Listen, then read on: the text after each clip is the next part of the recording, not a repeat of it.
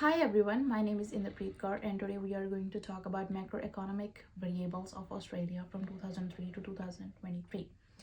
Let's begin with general information about Australia. Australia is both country and a continent which is located in Oceania in southern hemisphere. It is surrounded by Indian and Pacific Ocean. It is specifically known for wildlife sanctuaries and beaches.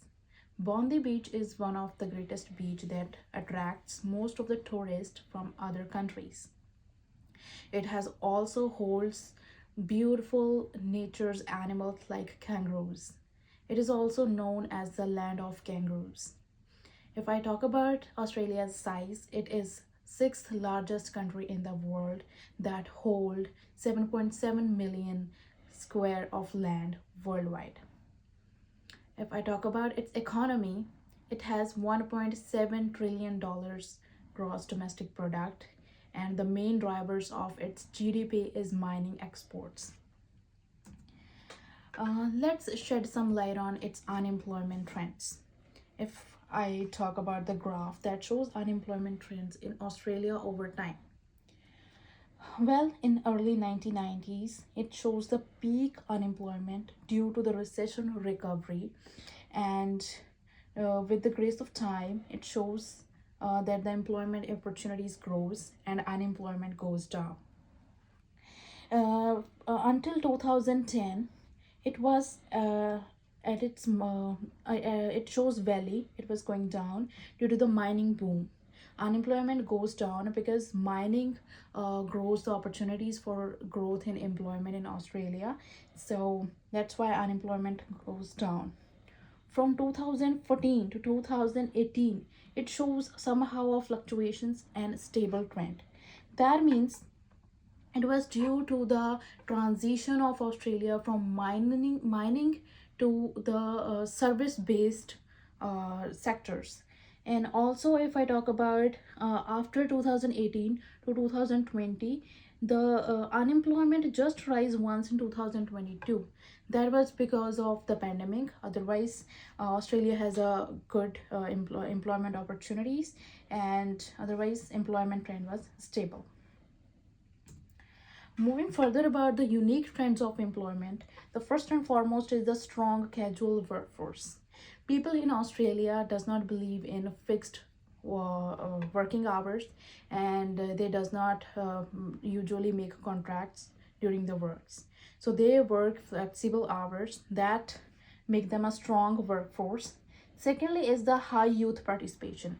Australia has a trend that their youth is inspired by their families to work after completing their senior secondary education to earn a living and become self dependent. And then is a sectoral demand shifts. Sectoral demand shifts shows employment trends in especially in the sectors like healthcare and education. Most of the people shows the interest in healthcare and education. That's why Australia also holds a good healthcare system in terms of other countries. Remote jobs growth. Australia has provided opportunities in remote jobs, which shows the highest women participation because the women who has the responsibilities of home and their kids and they cannot travel for the distant jobs. So it provides a good opportunities for women, and in recent years it has also seen the women participation in employment has been increased by 5%. Immigration, imports, and workforce. That also holds a biggest participation. Immigrants fills the workforce gaps where and Australia always look for the skilled immigrants which can fill out the gap in the workforce and also provide them opportunities to come to their country and work for to contribute into their GDP. Moving further to the most important point, that is inflation. The graph shows the inflation trends over time.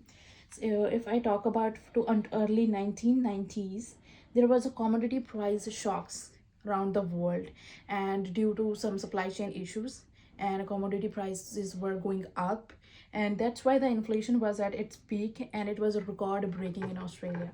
And this was the first time when inflation touches at its high to almost 15%. Otherwise it hasn't been the chance in Australia, because Australia always controls their inflation. And RBA, the Reserve Bank of Australia, always try to keep the inflation on 2% to 3%. Then if I talk about from the trend from 2000s to 2007, then it shows just a stability and some fluctuations in inflation. That was just because of some supply chain issues and some conflicts with other countries about the exports. And in 2000, I think it was in 2022, when the inflation goes at peak of 5.60%. That was and the reason behind it was like there was not a good policy management, and due to the pandemics and not a good quality management, the inflation was at its high. But it shows a downward trend in 2023, and thanks to the RBA's tight monetary policies that controls the inflation again from 2003, and it has holds their hands on the inflation, and till now their inflation is stable. Moving further, for the unique trends and the responsibility of inflation, and who controls the inflation in Australia.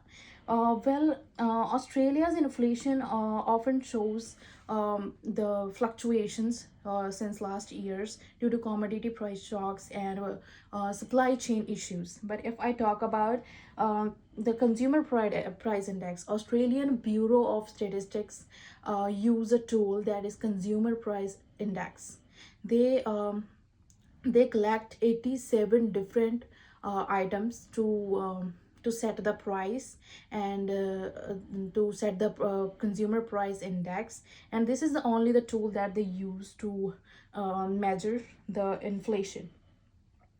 RBI use the monetary policy and fiscal policies, and also the government controls, provides the facilities, and provides a tightened rules to always hold the inflation to 2% to 3%, and that's what they always achieve. But in sometimes the inflation goes high, but due to some shocking reasons. But RBI is responsible for tying up the fiscal and monetary policies to maintain the inflation on the economic rate. And they use CPI, Consumer Price Index, to collect the data for the inflation. Moving further to GDP data, the graph shows the GDP and economic growth of Australia over time. From 2012 to 2014, it shows the growing growth of Australia, which was due to the mining boom. And from 2018 to 2000 from 2018 to 2019, for 2 years the GDP was slightly going down, but at the same time it shows the down trend. That was because of the shifts from mining sectors to the tech and services. And then the GDP in 2020 highly goes down, and this is where it shows the valley, because of the global demand of mining, like iron ore, gold, and coal, which was due to the global demand. And from 2022 to 2023, it was a moderate rebound, like they were balancing their mining exports and supply chains. So that's why the GDP was trying to recover in 2023.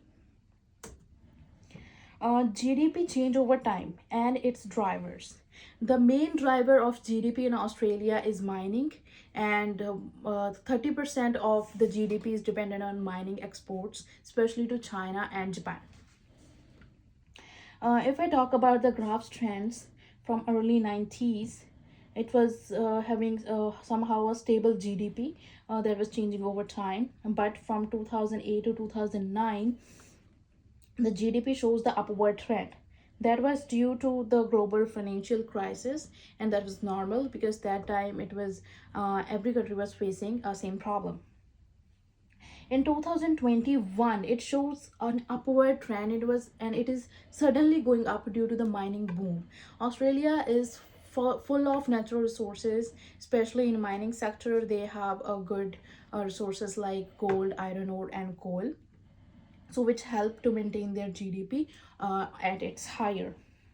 So it also shows the valley in 2020 because of the pandemic, and afterwards due to the business reopenings it shows the recovery and the GDP started going upwards. Moving further to the GDP per capita. GDP was in 2023. GDP of Australia was 25,000 US dollars, which grows to 60,000 US dollars in 2023. And if I compare this to the world, it is more than world's average.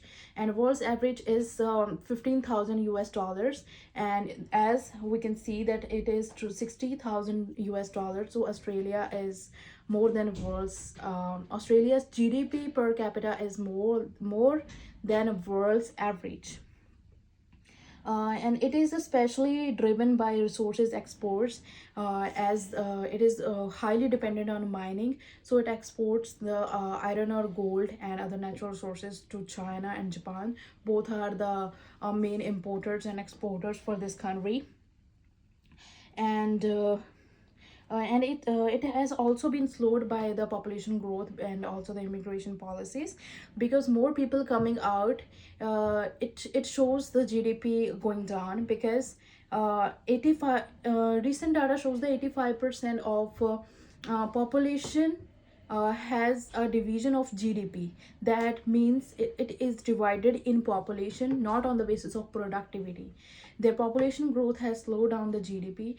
That is divided among the population and not on the basis of productivity.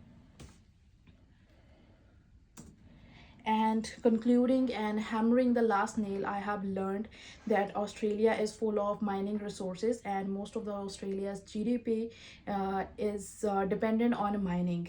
Earlier I was not known about this fact, but Australia is full of natural resources.